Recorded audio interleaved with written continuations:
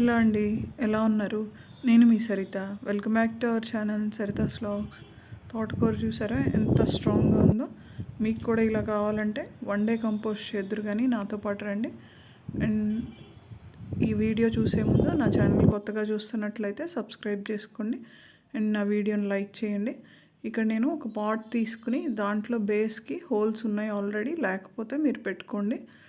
ఇక్కడ నేను plastic pot తీసుకున్నాను. మీకు ఏది అవైలబుల్గా ఉంటే మట్టిదైనా ఏదైనా సరే తీసుకోవచ్చు. బేస్ వచ్చేసి నేను గడ్డి వేసుకున్నాను. మీ దగ్గర గడ్డి లేకపోతే కొబ్బరి పీచు ఉంటుంది కదా, అదైనా వేసుకోవచ్చు. లేదంటే రాళ్ళు అడ్డం పెట్టుకోండి. ఇదంతా గార్డెన్లో వచ్చిన బ్రౌన్స్ అనమాట, అంటే ఎండిపోయినవి.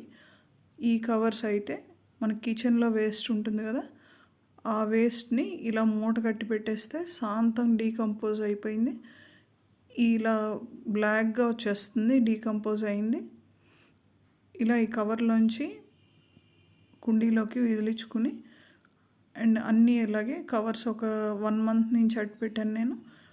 అట్టి పెట్టినవన్నీ లేయర్ వైజ్గా వేసుకుందాం ఇలాగా. ఇది మనం ఎక్కువ రోజులు వెయిట్ చేయకుండా ఉండటం కోసం ఈ ప్రాసెస్. మీకు కవర్స్ ఇలా రీయూజబుల్ కవర్స్ ఉంటాయి కదా ప్లాస్టిక్వి, వాటిల్లో ఇలా వేసి మూట కట్టేస్తే మీకు స్మెల్ బయటికి రాదు అండ్ తొందరగా డీకంపోజ్ కూడా అయిపోతుంది. ఇలా గార్డెన్లో వచ్చిన వేస్ట్ అంతా లేయర్ వైజ్గా వేస్తున్నాను నేను.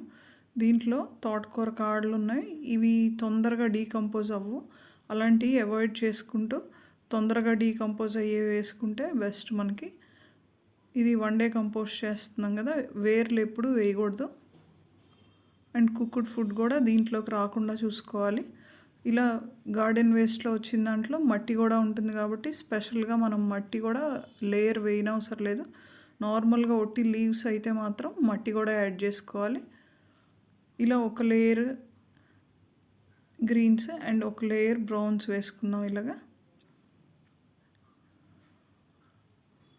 ఇవి ఎగ్ షెల్స్ దగ్గర నుంచి అవన్నీ వేసుకోవచ్చు.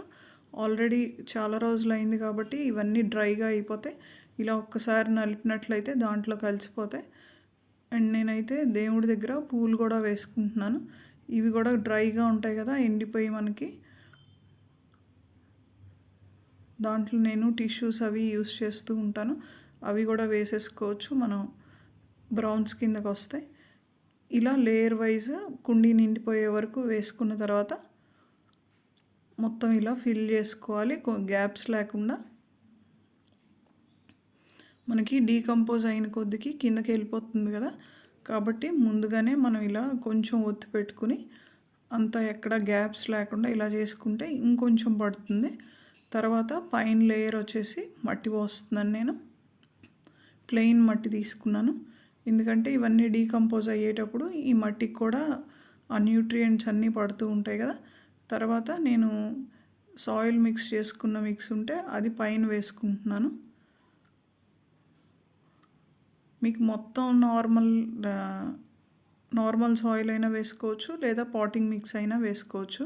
అలా కంపల్సరీ ఏం లేదు, ఎందుకంటే ఆల్రెడీ డీకంపోజ్ అవుతున్నప్పుడు అవన్నీ పైకి కూడా వస్తూ ఉంటాయి.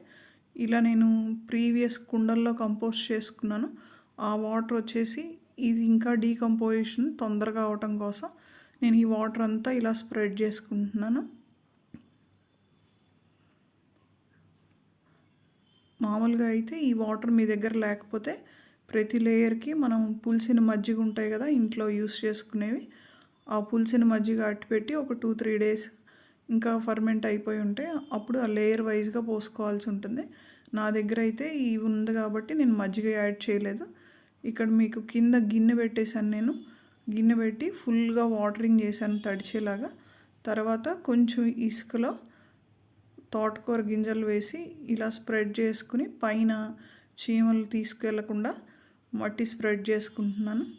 మనకి ఈ మట్టి అంతా లోపలికి వెళ్ళిపోతుంది, ప్రాసెస్ జరుగుతూ ఉంటుంది కదా లోపల ప్రాసెస్ లోపల జరుగుతుంది. పైన మనకి ఇలాంటి విత్తనాలు వేసుకుంటే కుండీ వేస్ట్ అవ్వకుండా ఉంటుంది అండ్ అలాగే స్ట్రాంగ్గా కూడా వస్తాయి మనం పెట్టుకున్న మొక్కలు.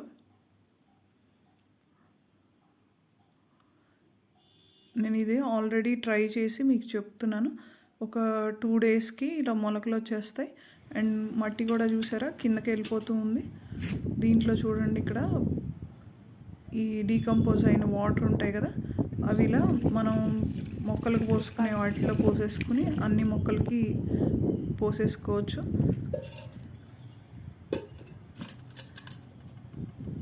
ఇలా పెట్టేసుకుంటే కింద ఏదన్నా ఎక్సెస్ వాటర్ ఉన్నా కూడా దిగుతుంది. చూడండి మొక్కలు ఎలా వచ్చాయో చూసారా.